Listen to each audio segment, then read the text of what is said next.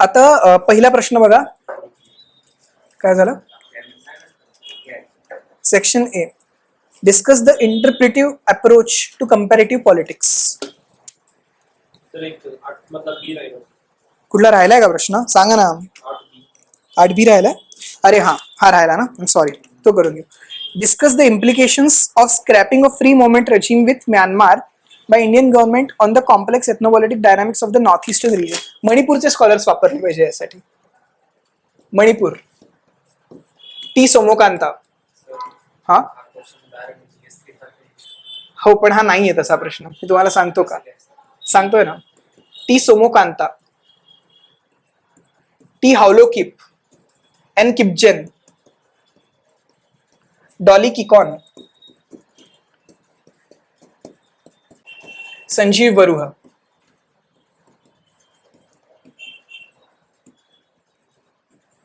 हे सगळे इंडियन एक्सप्रेसला लिहित असतात बाय द वे. हे नवीन नाही आहेत लोक, हे इंडियन एक्सप्रेसलाही लिहित आहेत. टी सोमोकांता, थालोकिप, N Kipgen, Dolly Kikon, Sanjeev बरुहा.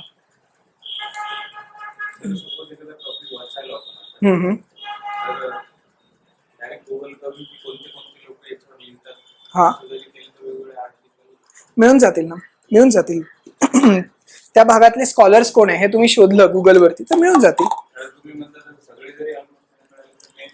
Main 2-3 तरी मिळून जातीलच ना. 2-3 तरी मिळूनच जातील. एक तरी मिळूनच जाईल, 2-3 नाही मिळाले तरी.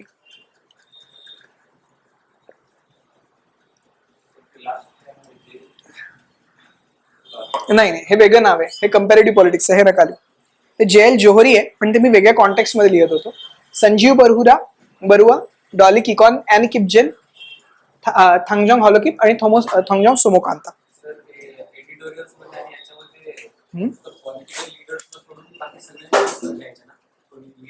पॉलिटिकल लीडर्सही घ्यायचे ना. जेव्हा फॉरेन पॉलिसीच्या कॉन्टेक्स्ट मध्ये येतात तेव्हा पॉलिटिकल लीडर्सही घ्यायचे. पॉलिटिक्सच्या कॉन्टेक्स्ट मध्ये येतात तेव्हा आता ग्लोबल साऊथचा प्रश्न तिथे घ्या की पॉलिटिकल लीडर्स. हे बघ, कुणाचे घ्यायचे ते मी तुला सांगू शकतो, कुणाचे नाही घ्यायचे ते तू ठरव. कुणाचे घ्यायचे, त्या विषयातला जर तो एक्सपर्ट असेल, त्या विषयातला जर तो महत्वाचा माणूस असेल तर त्याचे घ्यायचे. आणि जर तो पॉलिटिकल लीडर असेल आणि तो कुठल्या तरी पॉलिसीबद्दल किंवा फॉरेन पॉलिसीबद्दल बोलत असेल तर त्याचे घ्यायचे. पण मी आहे पुण्यातला म्युन्सिपल कमिशनर आणि मी बोलतो आहे नॉर्थ ईस्टच्या रिजन बद्दल, नाही घ्यायचं, बिलकुल नाही घ्यायचं. ते मग मार्कच कट करतील. हे काय, याला काय अर्थ आहे? असं नाही. मी आहे अमेरिकेचा एक्सपर्ट आणि मग मी पाकिस्तान बद्दल काय बोलतो, नाही चालणार. तसं नाही चालणार. त्या विषयातले एक्सपर्ट जे आहेत ते त्याच्याबद्दल वगैरे घ्यायचं. किंवा ह्युमॅनिस्ट, रॅडिकल ह्युमॅनिझम बद्दल बोलताना कोणीतरी, मी वाचलं होतं, बॅचलर्सचा मुलगा होता, त्यांनी ह्युमॅनिझम बद्दल बोलताना सपाईन्स बद्दल लिहिलं होतं. युवल नोआ हरारी. आता काय त्याचा संबंध युवल नोआ हरारी? तो ह्युमॅनिझम आणि ह्युमॅनिस्ट थॉट बद्दल बोलतो, तर ते नाही चालणार.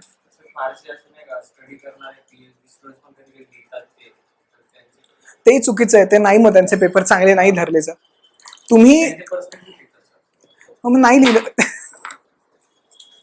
नाही लिहिले पाहिजे. PhD स्कॉलरने सुद्धा पर्स्पेक्टिव्ह लिहिताना त्यावेळी एक्सपर्ट काय म्हणतात आणि त्याच्यापासून तुमची वेगळी भूमिका कशी येते ते असलं पाहिजे.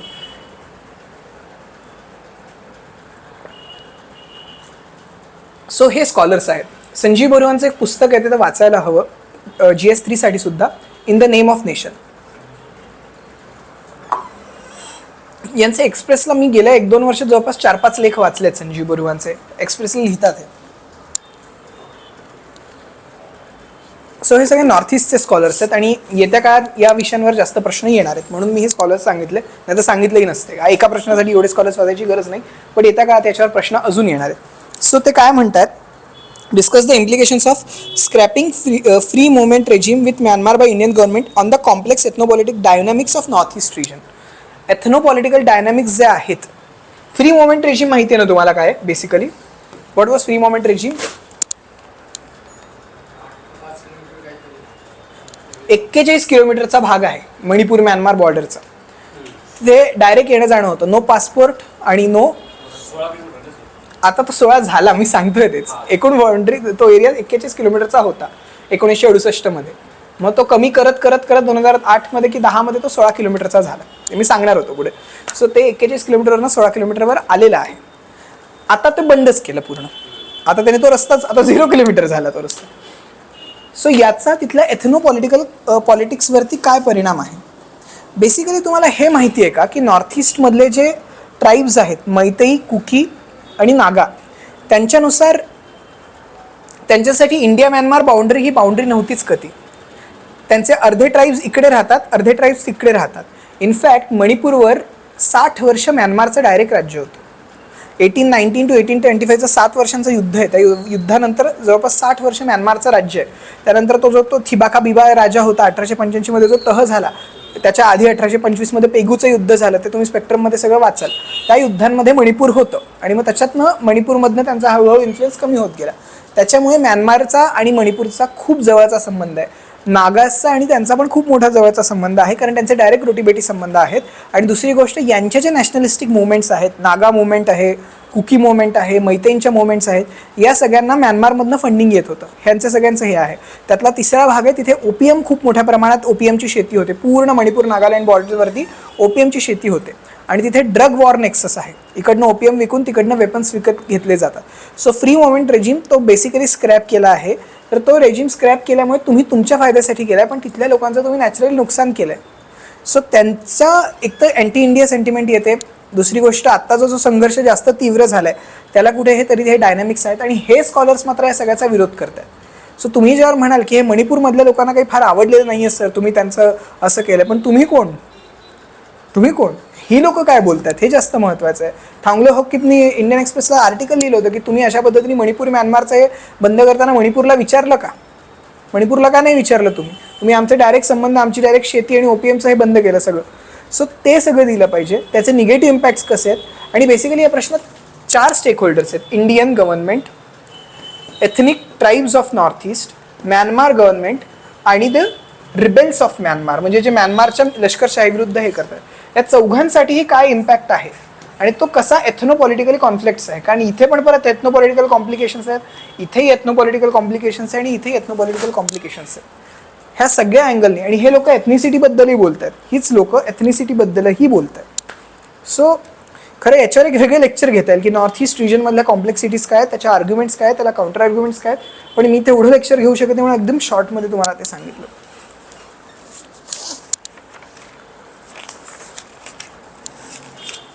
सो आता सेक्शन ए, पहिल्या प्रश्नावर या.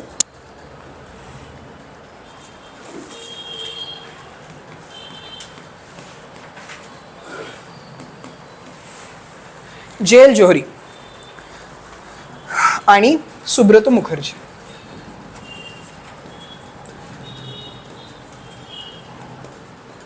या दोघांची 2 पुस्तकं आहेत. सुब्रत मुखर्जींचं आहे कंपॅरेटिव्ह पॉलिटिक्स आणि जे.एल. जोहरींचं आहे कंपॅरेटिव्ह पॉलिटिक्स. या 2 पुस्तकांबाहेरनं कधी प्रश्न आलेला नाही आहे UPSCला. जे.एल. जोहरी आणि सुब्रत मुखर्जी यांची 2 वेगळी पुस्तकं आहेत कंपॅरेटिव्ह पॉलिटिक्सची. या 2 पुस्तकांमधनंच प्रश्न येत आहेत आजपर्यंत तरी. आणि हे डायरेक्ट प्रश्न आहेत. Interpretative approach of to study comparative politics, त्याचे वेगवेगळे अप्रोचेस आहेत, त्याच्यातला तो एक अप्रोच आहे. त्यामुळे डायरेक्ट उचललेला प्रश्न येतो. नावच कंपॅरेटिव्ह पॉलिटिक्स आहे, बुक्सचं नावच कंपॅरेटिव्ह पॉलिटिक्स आहे. हां, त्याच्याहूनही सर नाही आम्हाला अजून डिटेल्ड पाहिजे, गब्रायल आल्मंडचं कंपॅरेटिव्ह पॉलिटिक्स वाचा. ज्यांनी ॲक्च्युली कंपॅरेटिव्ह पॉलिटिक्सचा अभ्यास सुरू केला, गब्रायल आल्मंड कंपॅरेटिव्ह पॉलिटिक्स. नाही सर आम्हाला कोरच पुस्तक पाहिजे, गब्रायल आल्मंड कंपॅरेटिव्ह पॉलिटिक्स.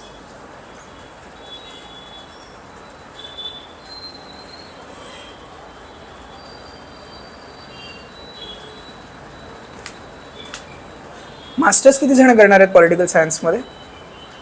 करणार असेल तर हे सगळे सोर्सेस तुम्हाला 1-2दा बघून घ्या. उद्या नेट JRF देणार असेल तर हे सगळं कामी येईल. आणि नेट JRFला हे येतं सगळं. UPSCला यातला एक सोर्स जरी वापरला तरी पुरेसा आहे. हां, मग नेटची तयारी करायला लागा, नेट द्याल मग. सो पण UPSCला यातला कुठलाही एक सोर्स पुरेसा आहे, कुठलंही एक पुस्तक वाचलं तरी पुरेसं आहे. सो त्याच्यातनं इंटरप्रिटेटिव्ह अप्रोचबद्दल त्याच्या अर्थ हे येतं. Settle tenets of world systems theory, system theory Baylis स्मिथमध्ये आलेली आहे. बेलिस स्मिथ पुस्तक आहे, ग्लोबलायझेशन ऑफ वर्ल्ड्स पॉलिटिक्स, त्याच्यात सिस्टीम्स थिअरी आलेली आहे. बेसिकली सिस्टीम्स थिअरी ही बायोलॉजीतली थिअरी आहे. ती इकडे कशी आणली आणि वर्ल्ड लाईक सिस्टीम म्हणून कसं बघितलं गेलं, ही ती सगळी थिअरी आहे, बेलिस स्मिथमध्ये आली आहे. सर बेली स्मिथ खूप कठीण जातं, ऑक्सफर्डचं पुस्तक आहे, इग्नूमध्ये आली आहे, इग्नूची इंटरनॅशनल थिअरीची पुस्तक आहे. सर तेही कठीण आहे, ग्लोबल पॉलिटिक्स. याच्याहून सोपं नाही सांगू शकत मी. Andrew Heywood. हां हां, Andrew Heywood, global politics, Andrew हेवूड.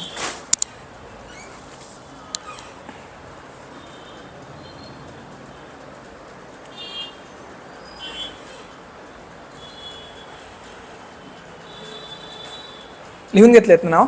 पुढचा, explain the various facets of idealist approach to the study of international relations and its contemporary relevance. Again तीच 3 पुस्तकं, डायरेक्ट प्रश्न आहे. त्यांच्यात एक अख्खा सेक्शन आहे आयडियलिस्ट आणि त्याचं आजचं रेलिव्हन्स. डायरेक्ट आहे, बाकी काही नाही.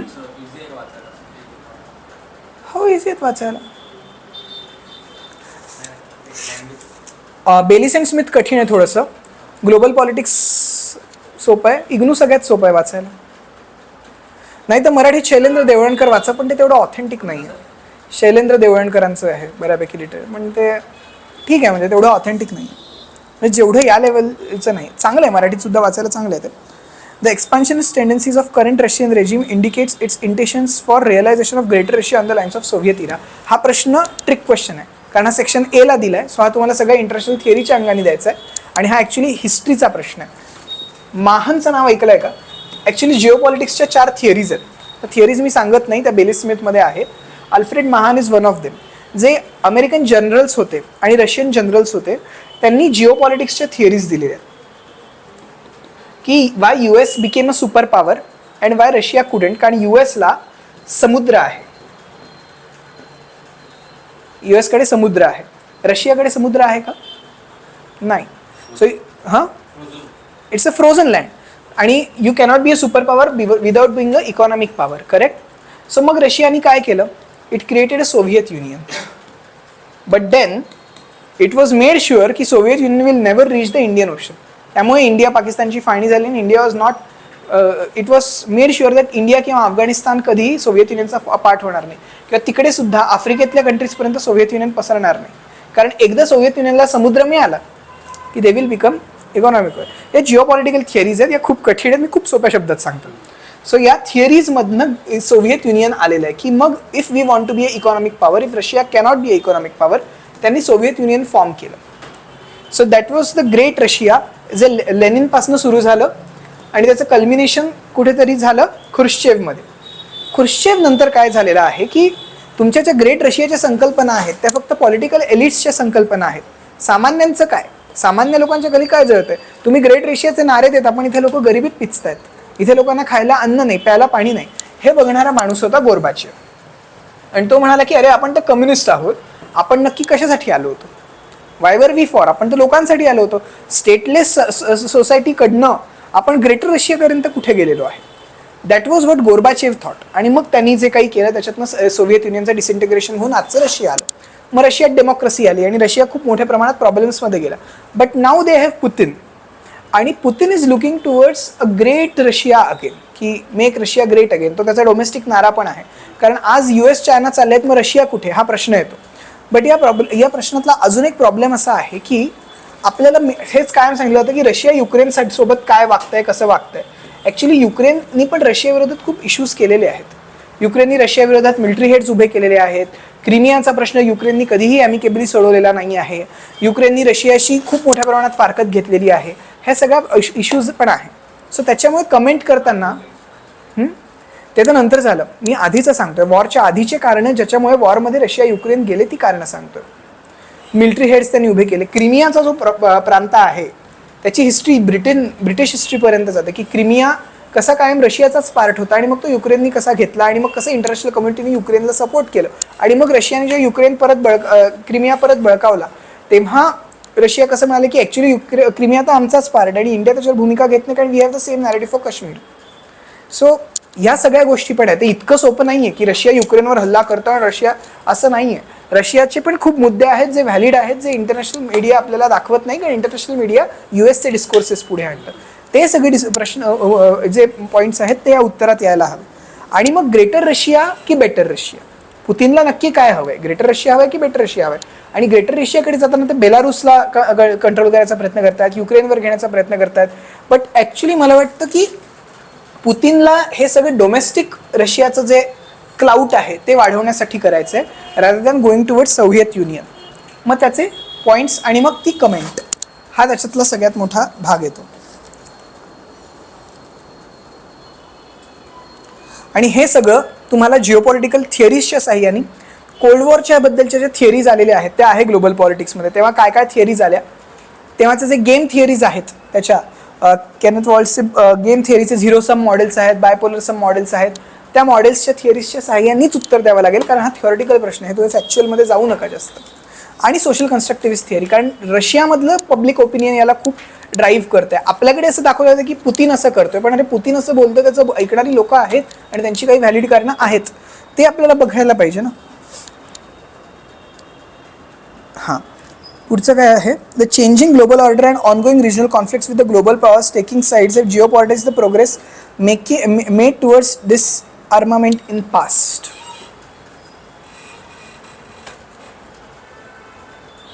मग याच्या डिसआर्मामेंट इन पास्टच्या दृष्टिकोनात कुठले कुठले ट्रिटीज झाल्या, म्हणजे NPT पासनं आत्ताची कुठली ती TPNC नावाची काहीतरी आहे ना ट्रिटी 2017ची काहीतरी, टोटल न्यूक्लिअर पॉवर, मला त्याचे हे आठवत नाही.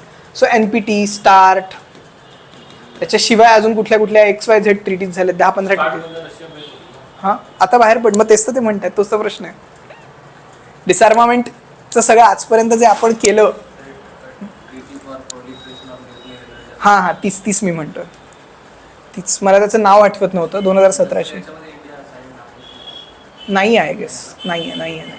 इंडिया डिसआर्मामेंटच्या ट्रिटीजमध्ये खूप, त्यामध्ये आहे तो partial ban treaty, CTBT, PTBT, त्यातल्या कुठल्या तरी ट्रिटीत आहे तो, पण त्यात ट्रिटीजची नावं तरी कमीत कमी इथे आली हवी. या उत्तरामध्ये त्यातल्या 2-4 तरी ट्रिटीजची नावं असायला हवी, 150 शब्दात 2-4 ट्रिटीजची तरी नावं असायला हवी. आणि मग या ट्रिटीजनी काय अचीव्ह केलं, आणि आज आपण परत World War II कडनं World War III कडे चाललोय का, की नाही चाललेलो, की डिसआर्मामेंट अजूनही रेलिव्हंट आहे, अजूनही एस्केलेशन्स थांबतायत, याचे पण दोन्ही साईड्स तुम्हाला मांडून ते द्यायला हवं. मग याच्यात एक महत्त्वाचा भाग येतो, there are peace theorists. There is a complete theory called peace theorists. So जे हे पीस थिअरिस्ट लोक आहेत त्यांच्या थिअरीज तुम्हाला द्यायला हव्या.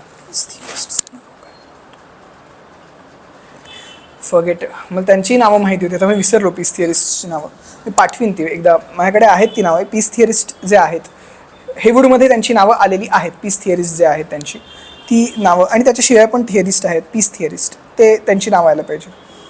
डिग्लोबलायझेशन इज डिस्प्लेसिंग ग्लोबलायझेशन.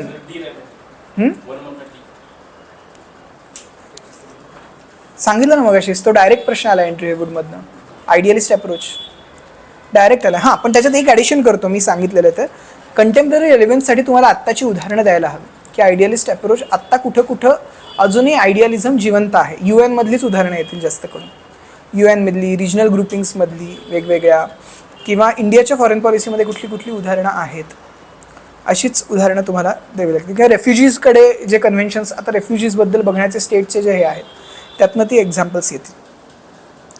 तो डायरेक्ट प्रश्न, त्यामुळे तो डिस्कस नाही करायला लागेल, ते 2 पॅराग्राफ्स डायरेक्ट आहे, मग मला आयडियलिस्ट अप्रोच शिकवावा लागेल, त्याच्यात तो भाग येतो. डिग्लोबलायझेशन इज डिस्प्लेसिंग ग्लोबलायझेशन. डिग्लोबलायझेशन म्हणजे काय,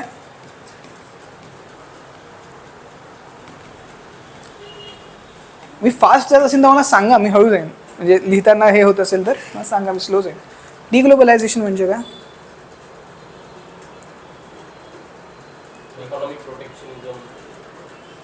ग्लोबलायझेशनच्या विरुद्ध.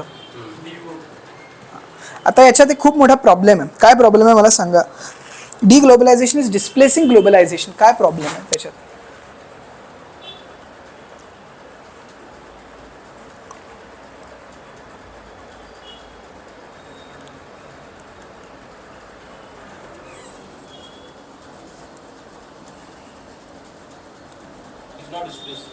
Why it's not displacing? It is displacing, but why it's not displacing also?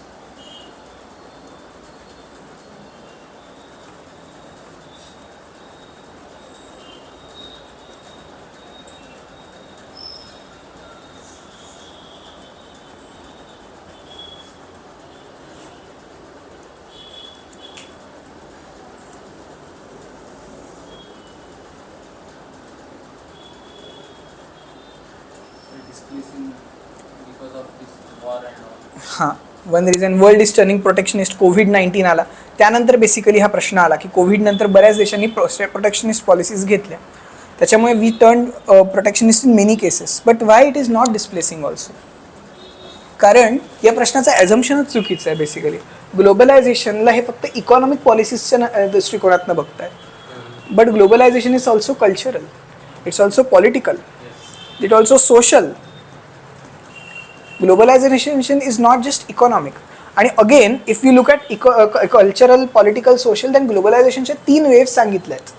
पहिलं ग्लोबलायझेशन इज सिल्क रूट, दुसरं आहे वास्को दी गामा आला त्यानंतर झालेलं ग्लोबलायझेशन, आणि तिसरं आहे इंटरनेट आल्यानंतर झालेलं ग्लोबलायझेशन.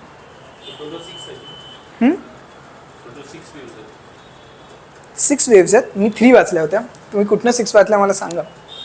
पुणे युनिव्हर्सिटीतले एक प्राध्यापिका आहेत, त्यांनी म्हणजे त्यांच्या टोटल 6 वेव्स. मग असेल तर तसं सांगा, कारण वेगवेगळे थिंकर वेगवेगळ्या वेव्स सांगतील.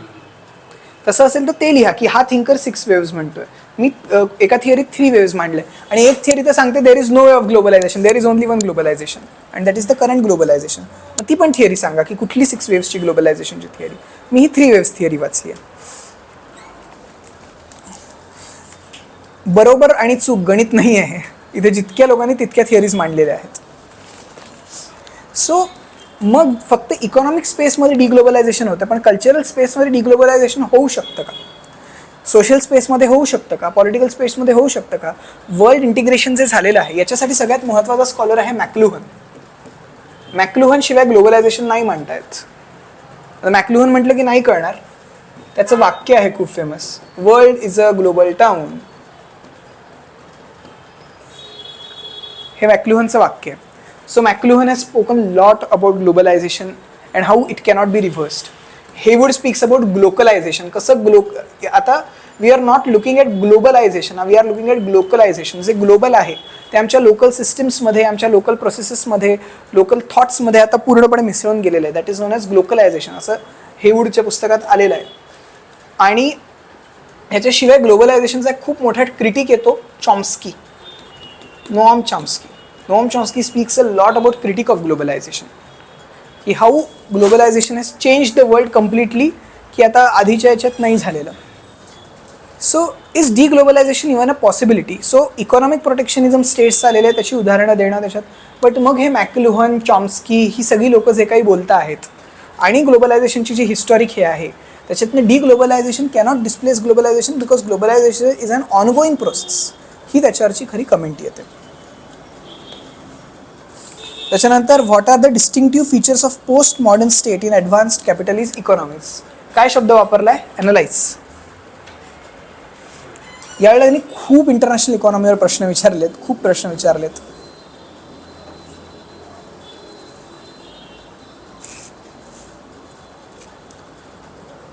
पोस्ट मॉडर्न स्टेट म्हणजे काय? What is a post modern state?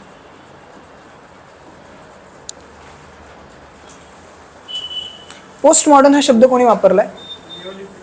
हां, no, post modern is not neoliberal. Post modern हा शब्द कोणी वापरलाय?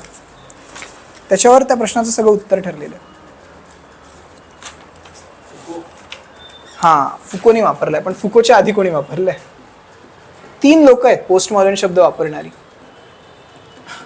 डेरिडा. सोशॉलॉजीचं कोण आहे तुम्ही? आहे ना, सांगा ना पोस्ट मॉडर्न म्हणजे काय?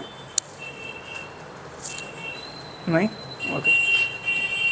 फुको, डेरिडा आणि लिओटार्ड ही 3 लोक आहेत जे पोस्ट मॉडर्न हा शब्द वापरतात. यांना म्हणतात फ्रेंच स्कूल ऑफ थॉट.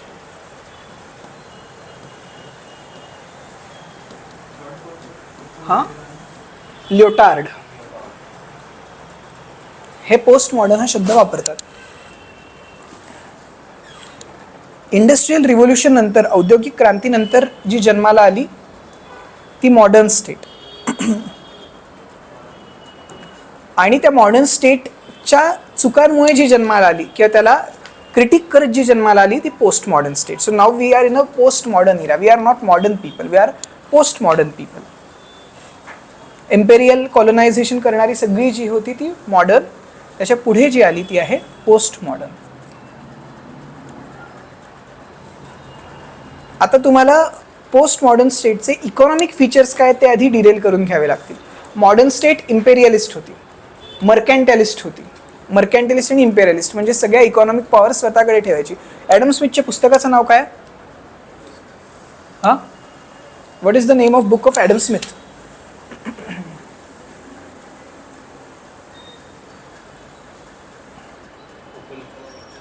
हा, इकॉनॉमीचं एक खूप महत्त्वाचं पुस्तक आहे, वेल्थ ऑफ नेशन्स. आज तो असता तर तो वेल्थ ऑफ नेशन्स म्हणाला असता का? नाही, नसता म्हणाला, because nations don't have wealth anymore.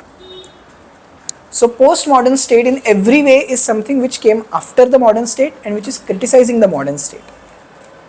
So तुम्हाला आधी मॉडर्न वर्सेस पोस्ट मॉडर्न हेच तुम्हाला आधी त्याच्यात डिफाईन करावं लागेल. इकॉनॉमिक स्पेक्ट्रममध्ये ते कसं आहे आणि मग त्याच्यातला निओलिबरल पार्ट जो तू म्हणालास तो तुला थोडासा आणावा लागेल की how it is neoliberal in certain aspects and how it is protectionist in certain aspects. ही स्टेट कशी होती? कम्प्लीट स्टेटच्या भोवती इकॉनॉमी फिरते. ही स्टेट त्या मनाने वीक आहे.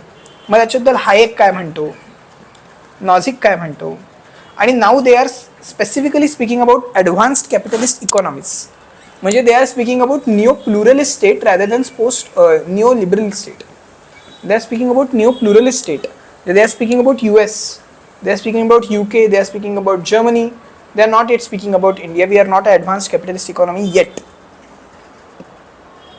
आणि मग त्या देशांमध्ये पॉलिसी मेकिंग कसं होतं, इकॉनॉमी कशी कंट्रोल केली जाते, ॲडमिनिस्ट्रेशन कसं होतं, या सगळ्याचं नेचर कसं आहे. जसं की मी सांगितलं न्यू प्लुरलिस्ट आहे, त्यांची जी गव्हर्नन्स आहे न्यू प्लुरलिस्ट आहे, प्रेशर ग्रुपचं त्यांचं कसं आहे, इकॉनॉमी त्यांची कशी आहे, ह्या सगळ्या फॅक्टर्सवरती वेगवेगळ्या लोकांनी जे म्हटलेलं आहे त्या सह्याने ते डिस्टिंक्टिव्ह पिक्चर्स द्यायला पाहिजे. That is post modern state. आणि मग is it govern by discourses, is it governing the discourses? त्यांचे डिस्कोर्सेस आणि मेटा नॅरेटिव्सबद्दल आलं पाहिजे. कारण जोपर्यंत डिस्कोर्सेस आणि मेटा नॅरेटिव्स येणार नाहीत तोपर्यंत तुमचं पोस्ट मॉडर्न एस्टॅब्लिश होणार नाही. वॉट आर डिस्कोर्सेस मी ऑलरेडी सांगितलं. मेटा नॅरेटिव्स आता सांगितलेलं समजणार नाही, नंतर कधीतरी. मेटा नॅरेटिव्स ही डेरिडाची थिअरी आहे आणि he speaks a lot about it. खूप डिफरन्स आहे. निओलिबरल म्हणजे जस्ट स्टेटची इकॉनॉमीमधनं रोल बॅक होणं, but post modern state is somewhere it is protectionist, somewhere it is काय म्हणतात rolling back the state, somewhere it is taking on the economy, somewhere the economic capitalist are luring. It is also pluralist, it is also new pluralist, it is also neo colonial. Neoliberal is not necessarily new colonial. आणि हे सगळं समजायला तुम्हाला post modern theory आधी वाचावी लागेल की post colonial काय आहे त्याच्यातलं. मग त्याच्यात म्हणून म्हटलं ना, मेटा नॅरेटिव्स अँड डिस्कोर्सेस समजल्याशिवाय पोस्ट मॉडर्न स्टेट समजणार नाही. आणि हे सगळं त्यांच्या इकॉनॉमिक सिस्टम्समध्ये कसं उतरलं आहे ते माहिती पाहिजे. मग त्याच्यासाठी तुम्हाला फॅक्ट्स घ्यावे लागतील की आत्ता त्या देशांमध्ये काय झालं आहे. की अर्जेंटिनामध्ये फॉलआउट होतोय कारण ते डॉलरला बरेच वर्ष पेग्ड होते, मग त्याचा काय संबंध आहे. किंवा मेक्सिकोमध्ये काय होतं, किंवा श्रीलंकामध्ये काय होतं आहे. What is happening in Sri Lanka is a fallout of post modern state of China. But how is it? कारण चायनाचा काय डिस्कोर्स, इकॉनॉमिक डिस्कोर्स आहे. सो तुम्हाला आधी पोस्ट मॉडर्न थिअरी वाचावी लागेल. ती फ्रेंच स्कूल ऑफ थॉट म्हणून मी ती नावं लिहून दिली की ते तुम्हाला समजून घ्यावं लागेल. आणि जर अकॅडमीत पुढे जायचं असेल तर ती वाचावीच लागेल. UPSC मध्ये उत्तर लिहिण्यापुरते तरी ती समजायला हवी.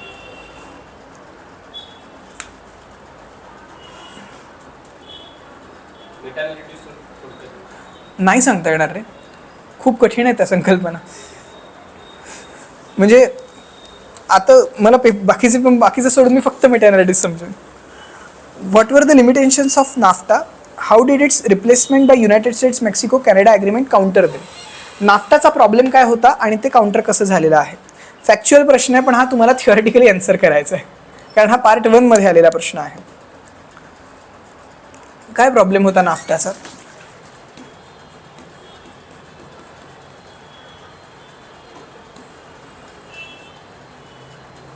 काही माहिती आहे याच्याबद्दल? नाफ्टा का स्क्रॅप केली गेली 2018 मध्ये?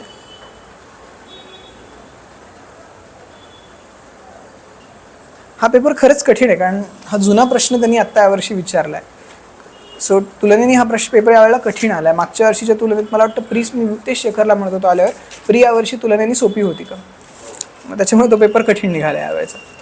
बाकीचे बघितले नाही आहेत पेपर, हा कठीण आहे पेपर. रिपिटेशन्स आहेत ना, थिअरीज ऑफ स्टेट रिपीटेड आहेत, एम रॉय रिपीटेड आहे, ग्रामपंचायतबद्दलचे प्रश्न रिपीटेशन्स असणारच रे. बट तुलनेने कठीण आहे पेपर. सो नाफ्टा 2018 नाफ्टा कशामुळे हे झालेलं आहे?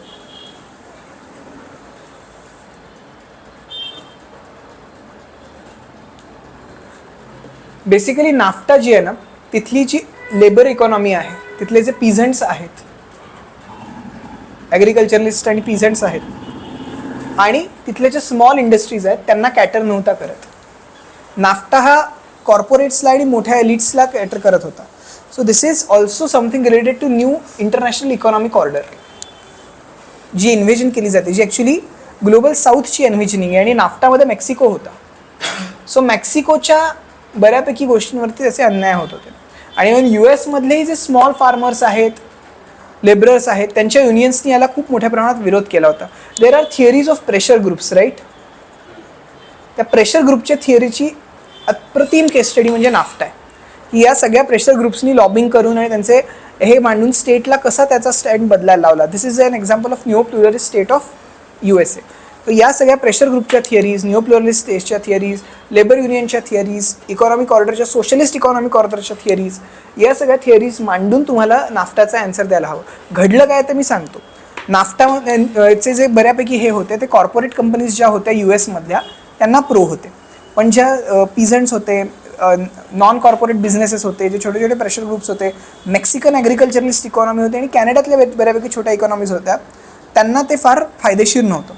त्याच्यामुळे नाफ्टा स्क्रॅप केला गेला आणि नवीन एक US कॅनडा मेक्सिको ॲग्रीमेंट आलं गेलं की ज्याच्यात या सगळ्यांच्या व्हॉइसेस ऐकल्या जातील आणि त्यांना इन्कॉर्पोरेट करण्यात येईल. गोष्ट एवढीच आहे, पण ती इथे का विचारली, ती GS2लाही विचारली जाऊ शकते. म्हणून तुम्हाला त्याच्यातल्या स्टेटच्या नेचरबद्दल, इकॉनॉमिक ट्रान्झॅक्शनच्या नेचरबद्दल, ट्रेड डिप्लोमसीच्या नेचरबद्दल, या सगळ्या गोष्टींबद्दल बोलता आलं पाहिजे. आणि मग त्याशिवाय मग जे लोक करतात ते स्ट्रॅटेजिक त्यांचे इश्यू, सेक्युरिटी इश्यू, असं तसं. आता सर मला यातलं काहीच माहीत नाही. Then compare it with EU treaties. EUच्या ट्रीटीज कशा होत्या आणि त्या ट्रीटीज का टिकल्या आणि नाफ्टा का टिकली नाही. मला नाफ्टाबद्दल माहीत नाही, मी ते सांगतो आणि ही गेली हे कसं वाईट आहे एवढं सांगतो. त्या पॉईंटला पण तुम्हाला मार्क मिळू शकतो. बट हा पेपर खूप इंटरनॅशनल इकॉनॉमिक याच्यावर आलेला आहे.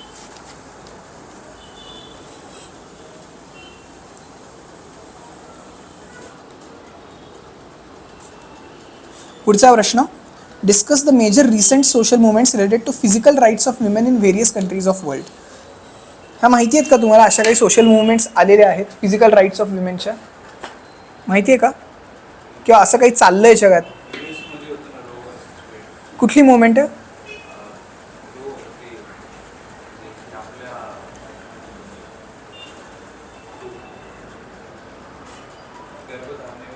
हां, abortion, correct. Anti abortion movement, anti criminalisation of abortion एक मुवमेंट आहे, करेक्ट. दुसरी मुवमेंट कुठली आहे? No, women. LGBTQ बद्दल नाही बोलत आहेत ते, विमेन बद्दल बोलतात.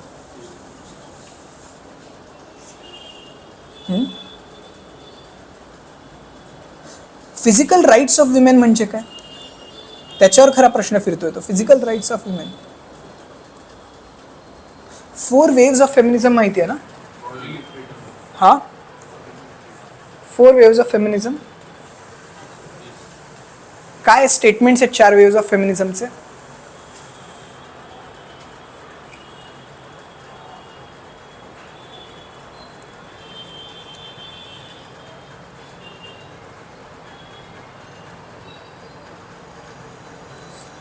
पहिलं स्टेटमेंट आहे विमेन कॅन लिव्ह. दुसरं स्टेटमेंट आहे women are equal to men. तिसरं स्टेटमेंट आहे women can live without men. आणि चौथं स्टेटमेंट आहे तिसरं स्टेटमेंट आहे विमेन डोंट नीड मेन. आणि चौथं स्टेटमेंट आहे women can live without men. 4 waves आहेत. आता जी पोस्ट फेमिनिझमची वेव आहे ती म्हणते women can live without men. 4 statements आले, 4 वेव्ज आल्या. पहिली आहे विमेन कॅन लिव्ह, दुसरी आहे women can live with men, तिसरी आहे विमेन डोंट नीड मेन, चौथं आहे women can live without men. म्हणजे पुरुष नसतील तरी महिला जगू शकतात. म्हणजे काय तर विमेनची जी बॉडी आहे, फिजिकल राईट्स म्हणजे काय, त्या बॉडीवर संपूर्ण अधिकार हा बाईचा आहे, पुरुषाचा त्याच्यावर काहीही अधिकार नाही. That is the 4th wave of feminism. But बाईचे जे बॉडीली राईट्स आहे त्याच्यावर सगळीकडनं विरोध आणि अतिक्रमणं होत आहेत. From all over the world त्याच्यावर अतिक्रमणं होत आहेत. सो या बॉडी राईट्सवरती विमेनच्या ज्या पद्धतीने अतिक्रमण होत आहेत त्याच्या विरोधात आलेल्या moments are physical right moments of woman. कारण women actually theorise their body. फुकोची एक खूप सुंदर कन्सेप्ट आहे, त्याचं म्हणणं आहे bio power. What we have always exercised on women is bio power. ही फुकोची संकल्पना आहे. फुको त्याचं स्पेलिंग फुकॉल्ट आहे पण तो फुको आहे. So bio power. So now how are women resisting against the bio power हा त्याच्यातला सगळा थिओरिटिकल पार्ट झाला. आणि मग त्याने जर सांगितलं की सगळ्यात पहिली मुवमेंट होती me too movement. Right to sex work ही एक मुवमेंट आहे आफ्रिकेतली. सेक्स वर्क त्यांचं म्हणणं की प्रॉस्टिट्यूशन का लिगलाइज करत नाही तुम्ही. Why you have why women can't use their body. Why don't we have the freedom to use our body for the economic purposes. That is a complete moment. Third is right to care moment. आम्ही घरात जी कामं करतो आम्ही आमची physical body एवढी वापरतो पण त्यासाठी आम्हाला काहीच मिळत नाही. So why care is not considered as an economy. Right to care moment. ॲबॉर्शनची मुवमेंट आहे त्यांनी सरळ सांगितलं राईट टू डिक्रिमिनलाइज ॲबॉर्शन. मग right to livelihoods movement in India. बायकांची जी कंप्लीट लाईव्हलीहूड्सची मुवमेंट आहे because we want to live. आणि आता मी 4 सांगितल्या अशा गेल्या 4 वर्षात जवळपास जगातल्या ट्युनिशियन विमेनची पण एक मुवमेंट आहे. Right to. ट्युनिशिया हा असा देश होता की जिथे बुरखा बॅन केलेला आहे. 1950मध्ये 60मध्ये तिथे बुरखा बॅन केलेला आहे. आणि आता तिथल्या बायका मुवमेंट करतायत की आम्हाला बुरखा परत हवा. मग तुम्ही म्हणाल की अरे हे तर म्हणजे अँटी फेमिनिस्ट झालं. ॲक्च्युली त्या बायकांचं म्हणणं आहे आम्ही बुरखा घालावं की आम्ही बुरखा घालावं आणि हे आम्हाला स्टेटनी का सांगावं. आम्हाला ठरवू दे ना आम्हाला बुरखा घालायचा आहे की नाही घालायचा. आम्हाला वाटलं तर आम्ही घालू, नाही वाटलं तर नाही घालू. म्हणून ती ट्युनिशियन महिलांची आता एक बुरखा राईट टू अटायरची मुवमेंट आलेली आहे. अशा अजून कुठल्या कुठल्या मोमेंट्स आहेत ज्या गेल्या 4 वर्षात झालेल्या आहेत त्या तुम्ही शोधा. जगभर कुठे झालेल्या आहेत त्या शोधा. आणि त्याचं थिअरायझेशन तुम्हाला हॅना आरेंटच्या थिअरीनी पण करावं लागेल. Because Hannah Arendt is a theory of social movements. Comparative पॉलिटिक्समधला प्रश्न आहे ती काय सोशल मुवमेंट्सची हॅना आरेंटची थिअरी आहे आणि त्याच्यात परत न्यू सोशल मुवमेंट्स कुठले आहेत.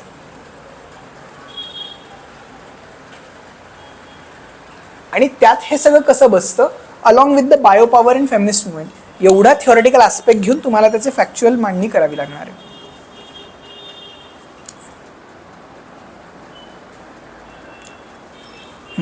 पुढे critically examine the role of political parties in sustaining and stabilising democracies in developing societies. Direct comparative पॉलिटिक्समधला प्रश्न. आता त्यांनी क्रिटिकली एक्झामिन म्हटलंय. का क्रिटिकली एक्झामिन म्हटलंय कोणी सांगेल मला.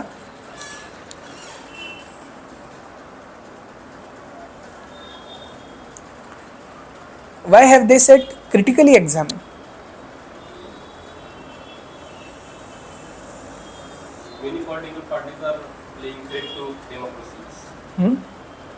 नाही नीट वाच प्रश्न नीट वाच. The role of political parties in sustaining and stabilizing democracies in developing societies. But some of the political parties are destroying. That's not the issue. The issue is different. नीट वाच प्रश्न. मी परत एकदा सांगतो.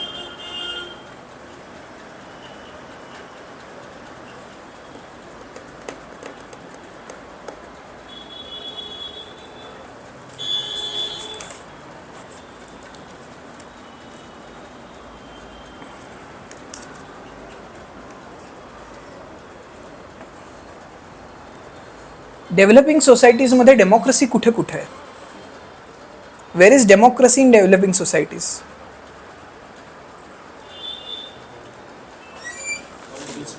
हां डेमोक्रेसी कुठे आहे डेव्हलपिंग सोसायटीजमध्ये. This is the only developing society with democracy. जिथे जिथे डेमोक्रेसीच्या 4 वेव्स आहेत पॉलिटिकल थिअरी 4 वेव्स. फक्त इंडियात डेमोक्रेसी सर्व्हाइव्ह झाली आहे बाकी कुठेच नाही आहे. पाकिस्तानमध्ये डेमोक्रेसी आहे, श्रीलंकेत आहे, नेपाळमध्ये आहे, म्यानमारमध्ये. Tell me one developing country which is democracy. West एशियामध्ये आहे.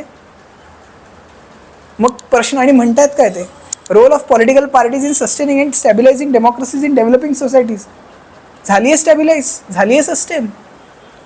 Accept India which developing country is democracy now. सगळीकडे मिलिटरी रूल आहे, सगळीकडे पॉलिटिकल डिस्टॅबिलायझेशन आहे. तोच खरा मर्म आहे. म्हणजे पॉलिटिकल पार्टीज कशात फसल्या आहेत हे तुम्हाला सांगायचं आहे. How they have not been able to have a democracy. आणि इंडियामध्ये why they become successful, what was the reasons for their success in India. Subrata मुखर्जीमध्ये एक अख्खा चॅप्टर आहे पॉलिटिकल पार्टीज, त्यांच्या थिअरीज, आणि ते का फेल गेले आणि का कुठे फेल नाही गेले. त्यामुळे त्यांनी क्रिटिकली एक्झामिन म्हटलंय ना.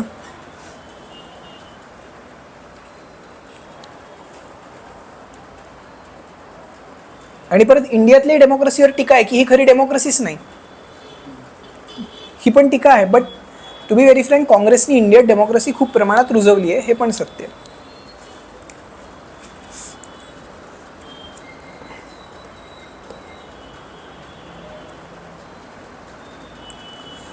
Do you agree with the view that USA uses NATO as a tool to.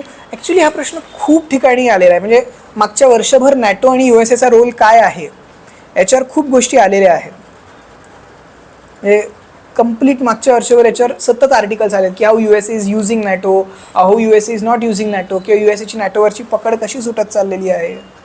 So ते आर्टिकल्सचा एकदा रिव्ह्यू घेतला तरीसुद्धा हे येईल. बट याच्यातला महत्त्वाचा प्रश्न आहे हेजिमनी. कॉक्सच्या थिअरीज आहेत ना, Robert Cox what he says about hegemony in world power of USA, ती थिअरी यांनी इथे वापरली की बेसिकली नॅटो का फॉर्म झालं, USAला स्वतःचा कसा हेजिमनी एस्टॅब्लिश करायची होती. मग याचे बेसिक्स कुठे जातात, Cuban crisis. Cuban crisis actually is not Cuban crisis, it is actually Turkey crisis. काय झालं होतं, रशियाच्या समोर टर्कीमध्ये वॉरहेड्स ठेवले गेले होते. हां, तेव्हा टर्कीमध्ये USAने वॉरहेड्स ठेवले होते. त्याला अपोज करायला रशियाने क्युबामध्ये मिसाईल्स ठेवले. बट ॲक्च्युली क्युबातलं पुढे आलं आणि रशियाला बदनाम केलं गेलं. टर्कीच्या क्रायसिसबद्दल कोणी बोललंच नाही. So this is how hegemony works. जग सगळीकडे रशियाला शिव्या देत आहे. सो क्युबन क्रायसिसपासून युक्रेनपर्यंत, आता मी जसं युक्रेनची अदर साईड तुम्हाला सांगितली की Ukraine is also at fault, झेलेन्स्कीच्याही पॉलिसीज चुकल्या आहेत, बट त्याच्याबद्दल मीडिया बोलतंय कुठे. आणि याच्यासाठी नॅटोचा कसा वापर केला जातो, कारण द फर्स्ट थिंग, सगळ्यात जास्त फायदा या वॉरचा कोणाला झाला असेल तर तो नॅटोला झाला आहे. कारण रशियाच्या आसपासचे 4-5 देश जे कधीच नॅटोमध्ये नव्हते, टर्कीपासून लिथुआना, एस्टोनिया, ते सगळे देश आता नॅटोचा भाग झाले. आणि नॅटोला सगळं फंडिंग USAकडनं येतं. पण नॅटोमध्ये आता यूचेही स्टेक्स खूप वाढत चालले आहेत, किंवा नॉन नॅटो अलाईजचं पण आता महत्त्व वाढत चाललेलं आहे. याच्यावर खूप आलेलं आहे पेपरला. मागच्या वर्षी भराचे तुम्ही जर आर्टिकल शोधले ना, नॅटो फक्त कीवर्ड टाकून हिंदूचे आर्टिकल्स शोधले तर तुम्हाला 10 आर्टिकल्स सापडतील. पुढे, the Gramscian theory of hegemony provides many valuable insights into the nature of global power. आता हे मुळात ट्रिक करायला दिलेलं आहे, कारण तुम्ही आधीच्या प्रश्नात हेजिमनीबद्दल लिहिणार आहे आणि तुम्हाला पुढच्या प्रश्नात ते लिहिता येणार नाही आहे. जर हा प्रश्न लिहिला तर, नाही लिहिला तर गोष्टच वेगळी, पण सेमच प्रश्न लिहिला तर मग तुम्हाला लिहिता येणार नाही आहे. सो हेजिमनीची थिअरी काय आहे ग्राम्स्कीची. युक्रेन नॅटोमध्ये ऍप्लिकेशन करणारा ह्या भीतीपुढं रशियानं आपला हे केला, हे US सांगतंय. पण आता फिनलँड, त्यानंतर स्वीडन, ही कंट्रीनी नॅटोमध्ये ते गेले ना नॅटोमध्ये. त्यांना नॅटोमध्ये खूप वर्षांपासून जायचं होतं, त्यांना कारण मिळालं. स्वीडन, फिनलँड, लिथुआनिया, टर्की या सगळ्या देशांना खूप आधीपासून नॅटोत जायचं होतं त्यांना. हो, पण वी कॅनॉट सपोर्ट व्हायलन्स. दे वर न्यूट्रल. त्यांना US आणि रशिया दोघांशी वाद घ्यायचे नव्हते, कारण पाण्यातून एक समुद्र ओलांडला की रशिया आहे आणि दुसरीकडे एक समुद्र ओलांडला की USA, अशा ठिकाणी येत नाही सगळे देश. वरती इकडनं एक समुद्र गेला की रशिया, इकडनं एक समुद्र गेला की USA. त्यांना नॅटो जॉईन करायचंच होतं, कारण नव्हतं मिळत ना. कारण मिळालं. इतक्या वर्ष रशिया विरोधात कारण नव्हतं. रशियाचं मेन पर्पज काय होतं युक्रेनला. सांगितले ना, तिथे खूप गोष्टी आहेत, कॉम्प्लेक्स आहे. क्रिमियन क्रायसिस आहे, रशियाला एका पद्धतीने आयसोलेट केलेला आहे, युक्रेननी मोठ्या प्रमाणात ॲग्रेसिव्ह पॉलिसीज घेतलेल्या आहेत त्या आहे. रशियाची पण खूप वेगवेगळी कारणं आहेत. त्यांच्या एथनिसिटीचा पण एक इश्यू आहे. त्या दोन देशांमध्ये एक रिव्हर कॉन्फ्लिक्ट पण आहे. कोणती ती रिव्हर आहे, नायपर रिव्हरच्या शेअरिंगवरती पण इश्यूज आहेत. इश्यूज खूप आहेत ते, पण ते रशिया युक्रेनमधले इश्यू आहे. म्हणजे उद्या इंडिया पाकिस्तानमध्ये वॉर झालं तर त्याला पाकिस्तान नॅटो जॉईन करते किंवा पाकिस्तान USAला जॉईन करते म्हणून नाही होणार. त्याच्यात आपले इंडिया पाकिस्तानचे खूप इश्यूज असणार आहेत. सो तसं रशियाने युक्रेनवरच का हल्ला केला, कझाकस्तानवर का नाही केला, बेलारुसवर का नाही केला, वरच्या देशांवर का नाही केला, अफगाणिस्तानवर का नाही केला, हे पण बघा ना. युक्रेनच का, because there are many other factors there. So त्याच्यामुळे तो हेजिमनीचा प्रश्न येतो. हां, the Gramscian theory of hegemony provides many value. Basically याच्यात तुम्हाला प्रेझेंट डायरीजमध्ये जी ग्राम्स्की थिअरी मांडतो, ऑर्गॅनिक इंटेलेक्च्युअल्सची, कोएर्सिव्ह पॉवरची, कन्सेन्च्युअल पॉवरची, कल्चरल याची, सुपर स्ट्रक्चरची, ह्या सगळ्याचा ग्लोबल सिस्टम्समध्ये कसा वापर केला जातो, कोअर्शनमधनं कशी हे मिळवली जाते, कन्सेंटमधनं कशी मिळवली जाते, कल्चरमधनं कशी मिळवली जाते. Organic intellectuals will be your media and academicians. यासाठी रशिया युक्रेन ही खूप सुंदर केस स्टडी होईल की काय आहे, पण त्याच्याशिवाय पण बरेच मुद्दे आहेत. सो हे सगळं ग्लोबल पॉवर सिस्टीम कशी वर्क करते हेजिमनीवर. But then someone will say it actually works on discourses that will be its critic, की नाही ग्लोबल सिस्टीममध्ये सांगितलं होतं की हे सत्य आणि हे असंच जग चालतं, की we want sustainable development and that is how the truth is working. So someone will say it's a discursive power and not hegemonic power. So that will be its critic. The return of the trade barriers and economic sanctions has diminished the spirit of GATT. In the context, discuss the factors contributing to decline of WTO in recent times. WTO बद्दल मी already खूप बोललो ह्याच. ह्याच्यात फक्त गॅटची history, Washington consensus, get तुटून WTO का आलं आणि आज सगळं रिव्हर्स होऊन परत आपण गॅटकडेच चाललो आहे का, आणि आता WTO डिफंक्ट होतं. कारण WTOमध्ये ज्या पद्धतीने आधी गोष्टी होत्या तशा होत नाही, कारण डेव्हलपिंग कंट्रीजनी सुरुवातीपासूनच WTOचा विरोध केलेला आहे, तो विरोधच होत चाललेला आहे. सो याच्यात तुम्हाला बेसिकली न्यू इंटरनॅशनल इकॉनॉमिक ऑर्डरचा आधार घ्यावा लागेल, डिपेंडन्सी थिअरी वापरावी लागेल, एजी फ्रँकची डिपेंडन्सी थिअरी, आणि या थिअरीज वापरून तुम्हाला तिकडचे फॅक्ट्स एक्सप्लेन करावे लागतील, की जे काही आताच्या घटना सांगितल्या ते 3 हे जे आले त्या ट्रीटीजमध्ये काय झालं. पण हे आता you will have to speak it from a global perspective and not a Indian perspective. आणि या 2 थिअरीज वापराव्या लागतील, डिपेंडन्सी थिअरी आणि नॅशनल. डिपेंडन्सी थिअरी माहिती आहे ना, अँड्र्यू ग्रुनाट फ्रँकची. ओके. डिपेंडन्सी थिअरी इज जे वेस्टर्न वर्ल्डमध्ये डेव्हलपमेंट आहे तीच खरी डेव्हलपमेंट अशा पद्धतीने शिकवलं गेलं डेव्हलपिंग नेशन्समध्ये, आणि त्या सगळ्या पॉलिसीज राबवल्या गेल्या की आम्ही सगळं सांगू तसं तुम्ही तुमची इकॉनॉमी तशी राबवा, आमच्या पॉलिसीज वापरा. आणि त्याच्यामुळे त्या देशांमध्ये ॲक्च्युली नॉन डेव्हलपमेंट झाली, त्यांची डेव्हलपमेंट कोसळली सगळी. अशी एजी फ्रँकची अख्खी थिअरी आहे डिपेंडन्सी थिअरी. आणि या थिअरीला विरोध सुरू झाला WTO आल्यापासून. त्यामुळे पासून ते फायटोसॅनिटरी मेजर्सला विरोध आहे, ॲग्रीमेंट ऑफ ॲग्रिकल्चरला विरोध आहे, सबसिडीजवरच्या पॉलिसीजला विरोध आहे, एन्व्हायरमेंटच्या पॉलिसीजला विरोध आहे. तो सगळा त्याच्यातनं आलेला आहे. Do you agree with the view that EU has thus far proved to be the most successful experiment in regional integration process, account for its successes and some of the recent challenges that it is faced with? पहिली गोष्ट, हे तुम्ही agree करता का इथपासूनच I will raise some questions, because I will ask, you are speaking about EU, what is bad with ASEAN. एशियनमध्ये काय problems आहेत की EU तुम्ही एवढं करताय, एशियन चांगलं नाही आहे का तेवढं. एशियन पण 50 वर्ष आहे, EU पण 50 वर्ष आहे. एशियनमध्ये पण रिजनल इंटिग्रेशन आहे, EU मध्ये पण आहे. एशियन तर you have a East Asian miracle, there is a history of East Asian miracle. मग EU आहे का. So I will the first not agree with this. This is because European scholars are saying it. Why we are not looking at Asian from that perspective, असे लेख डिप्लोमॅटमध्येच आलेले आहेत again. So why Asian is not more successful. आणि then challenges of EU, कारण आता EU मधले बरेचसे देश बाहेर पडलेत. EU मध्ये लेबरचा क्रायसिस आहे, EU मध्ये रेफ्युजीजचा क्रायसिस आहे, EU मध्ये प्रोटेक्शनिझमचा क्रायसिस आहे. एवढं असूनही EU मधल्या इकॉनॉमीज फेल होत आहेत. The economies are failing. ग्रीसमध्ये काय झालं, इटलीमध्ये काय झालं, कोविडमध्ये EU काय करू शकलं, why Covid worst it EU and why EU couldn't do much about it. हे 5-6 पॉईंट्स आहेत. But then again you have to use it theoretical specimens about it. आणि EU बद्दलही मला वाटतं गेल्या 2 वर्षात एक्सप्रेस आणि हिंदूला बऱ्यापैकी आर्टिकल स्कॉलर्सचे आलेले आहेत. त्यांचे कोट्स जरी वापरले आणि फॅक्च्युअल हे घेतलं तर याचं उत्तर देता येईल.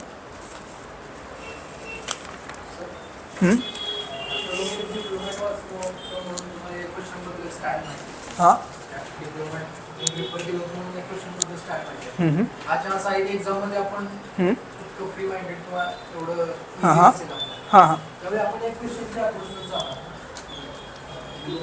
नाही ना, असं नाही, पण तुम्हाला बेसिकली डिप्लोमॅट काय म्हणतात त्यांचा पर्स्पेक्टिव्ह तर माहिती पाहिजे ना.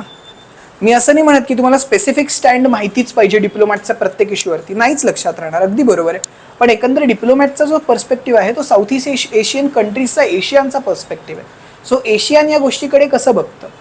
US जो पर्स्पेक्टिव्ह आहे तो न्यूयॉर्क टाइम्समध्ये येतो की इंडियात एखादी घटना घडते तर त्याच्याकडे US कसं बघतं, की भारतात निवडणुका झाल्या, निवडणुकांचा निकाल झाला, त्याच्यावर न्यूयॉर्क टाइम्स काय म्हणतं, त्याच्यावरनं आपल्याला कळतं की US इंडियाकडे कसं बघतं. किंवा गार्डियनचा पर्स्पेक्टिव्ह आहे तो इंग्लंडचा पर्स्पेक्टिव्ह आहे हिंदू आहे, एक्सप्रेस आहे, इंडियाचे पर्स्पेक्टिव्स आहे, अल जझीरा आहे. मी असं नाही म्हणत तुम्हाला प्रत्येक गोष्टी स्पेसिफिक वाचलं पाहिजे, पण जर ते तुम्ही रेग्युलर वाचलत ठेवलं तर या प्रश्नाकडे कसे बघतील अल जझीरा, वेस्ट एशियाची लोकं, यूची लोकं, US ची लोकं, हे तुमचं आपोआप अंडरस्टँडिंग डेव्हलप होऊन जाईल, आपोआप होऊन जाईल. कारण त्या स्कॉलर्सची एक बघण्याचा पर्स्पेक्टिव्ह आहे, तो ओव्हरनाईट बदलत नाही. सो तो पर्स्पेक्टिव्ह माहिती असला ना किंवा ते प्रत्येक गोष्टीत ते तसंच वापरतात. जसं की मी म्हणतो की धर्मातलं सगळं चूकच आहे, मग कुठलाही सण आला की मी त्याला शिव्याच देणार, हे काय, हे वाईट आहे, या सगळ्यात हे असे प्रॉब्लेम आहेत, हे तसे प्रॉब्लेम आहे. मग मी काय, किंवा असा माझा पर्स्पेक्टिव्ह की धर्म हा पुरुष सत्ताक आहे आणि स्त्री विरोधी आहे. मग मंगळागौरीत कसं सगळं स्त्री विरोधी आहे, नागपंचमीला कसं स्त्री विरोधी आहे, छठ पूजेला सगळं कसं स्त्री, कारण माझा पर्स्पेक्टिव्ह सेट आहे ना. मग याच्याबद्दल मी काय बोलणार ते स्पष्ट झालेलं आहे.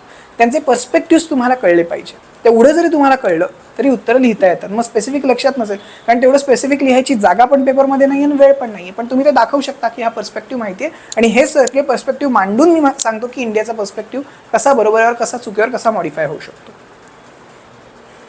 सो हे आहे. अजून काही डाऊट्स असतील तर विचारा. मला वाटतं मी पेपरसोबत म्हणजे एकंदर ऑप्शनलच्या तयारीला कसं लिटरेचर वाचायला हवं त्याच्याबद्दल खूप परसेप्ट्स दिलेले आहेत या लेक्चरमध्ये. काही डाऊट्स असतील तर विचारा.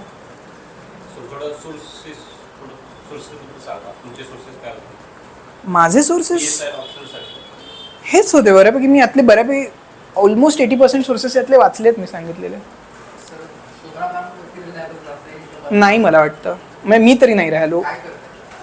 शुभ्रा मॅम, तुम्ही एक बेसिक अंडरस्टँडिंग जसं NCERT वाचता तुम्ही GSसाठी, अशा बेसिक अंडरस्टँडिंगसाठी शुभ्रा मॅम वाचा.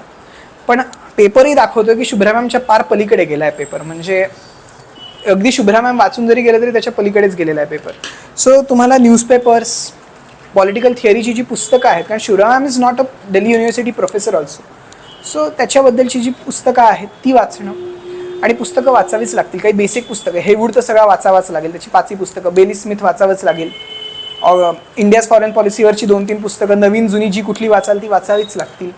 इंडियन पॉलिटिकल थॉटवर तुम्हाला काही पुस्तकं वाचावीच लागतील. फ्रीडम स्ट्रगलबद्दल सबाल्टन स्टडीजमधली पुस्तकं वाचावीच लागतील. सो त्या गोष्टी तुम्हाला वाचाव्याच लागतील. सो त्याला पर्याय नाही आहे. आणि मराठीत देत असाल तर मग अजून अवघड आहे, कारण पूर्वी मराठीत थोडं तरी लिटरेचर होतं, आता मराठीत तेवढं चांगलं लिटरेचर राहिलेलं नाही. सो तो ही प्रश्न आहेत. सो ते तर तुम्हाला काही गोष्टी तर वाचाव्याच लागतील. आणि देन सिलेबस बाहेरच्याही गोष्टी, आता फॅनॉन हा पॉलिटिकल थिंकर आपल्या सिलेबसमध्ये नाही आहे, पण पोस्ट कॉलोनियल थिअरी आपल्या सिलेबसमध्ये. सो फॅनॉन वाचावा लागतो. एडवर्ड सईद नाही आहे पण सईद वाचावा लागतो. फुको कुठेच सिलेबसमध्ये नाही आहे पण फुको वाचावाच लागतो. सो अशा पण गोष्टी वाचाव्या लागतात. पॉलिटिकल सोशॉलॉजीच्या पण काही गोष्टी वाचाव्या लागतात. मी ऑलमोस्ट 80% यातले सोर्सेस वाचलेले आहेत. The only thing which I didn't use then was ORF. मी ORFचा तेवढा वापर नाही केला, माझ्याकडे तेवढा वेळ नव्हता ORF वाचायला. सो मी ORF तेव्हा नाही वाचलं, पण गेल्या काही 2 वर्षात मी शिकवताना ORF खूप वाचायला लागलो. सो त्याच्यामुळे त्यातले सोर्सेस आता मला जास्त माहिती आहेत. बाकी जर मी बऱ्यापैकी सोर्सेस वापरलेत तेव्हा.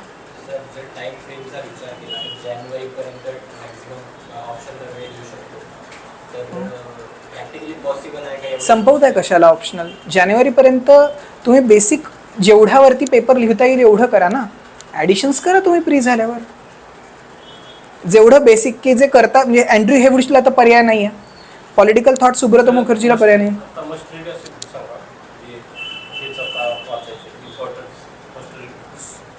मी जे सांगितले आता ते मस्ट रीडच आहेत. इग्नू वाचून जा.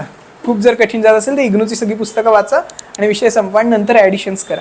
पण actually to be very frank, ऑप्शनलला 1 वर्ष द्यावं लागतं. जे लोक क्लिअर करतात ते 3-3 वर्ष का अभ्यास करतात त्याचं कारण आहे की ते 1 वर्ष फक्त ऑप्शनलला देतात. आणि मग फर्स्ट अटेम्प्टमध्ये आम्ही ग्रॅज्युएशनचं 3 वर्ष काय केलं, 1 वर्ष ऑप्शनल केला, 1 वर्ष GS केला आणि 1 वर्ष करंट अफेअर्स केलं. म्हणजे मी जेवढे टॉपर्स आत्ताचे वाचलेत ते असेच, कारण 1 वर्ष द्यावंच लागतं ऑप्शनलला. म्हणजे जर ऑप्शनलचा पूर्ण स्कोप कव्हर करायचा असेल तर. असंही लोक आहेत की ज्यांनी 3 महिन्यातही सगळं कव्हर केलेलं आहे, पण मग बाकी सगळं सोडून ऑप्शनलच वाचायचं आणि मग एवढी हवी की नंतर मी सगळं कव्हर करतो GS, किंवा मी GS मार्केटवर घेतो आणि ऑप्शनल हे करतो. तो तुम्हाला तुमची स्ट्रॅटेजी ठरवावी लागेल ते कशा पद्धतीने करायचं. कारण हा पेपर खूप डायनॅमिक आणि भयानकच आहे. कारण मला वाटतं पॉलिटिकल सायन्स खूप लोक घेतात आता ऑप्शन, असं दिसतं या पेपरवरनं. मी दिला तेव्हा पेपर बऱ्यापैकी थिओरिटिकल होतं, आता तो बऱ्यापैकी फॅक्च्युअल थिओरिटिकल मिक्स झालेला आहे. सो तुम्ही एवढं करू शकता की शुभ्रारंजनचं बेसिक आणि त्याच्यावरती प्रत्येक विषयाला 1-1 पुस्तक किंवा 1-1 हे असं तुम्ही करून हे शकता. ॲक्च्युली दिल्ली युनिव्हर्सिटी किंवा सेंट्रल युनिव्हर्सिटीजमधल्या मुलांचं याचं ट्रेनिंग खूप चांगलं होतं, कारण मी आत्ता जे शिकवतोय त्यातल्या बऱ्यापैकी गोष्टी त्यांना बॅचलर्सला शिकवून दिलेल्या आहेत. ते सेकंड इयरला Oxford handbook of political theory, third इयरला Oxford handbook of India's foreign policy हे सगळं वाचलेलं असतं. त्यामुळे ती कॉम्पिटिशन आपल्यासाठी कठीण होते, कारण ते बॅचलर्समध्ये ऑलरेडी वाचत आहेत. तर त्यांना ते 3 महिन्यात काय 2 महिन्यात ते कम्प्लीट करतात. आपल्याला ते कठीण जातं, कारण आपल्याकडे तेवढं ते शिकवलं जात नाही. हा इश्यू आहे. कुठल्या कुठल्या कॉलेजेसचे? ओके, अच्छा, ओके ओके. हां, कुठे आहे? वाईला. ओके. मग इश्यूज अजून असं आहे. अजून डाऊट्स आहेत काही?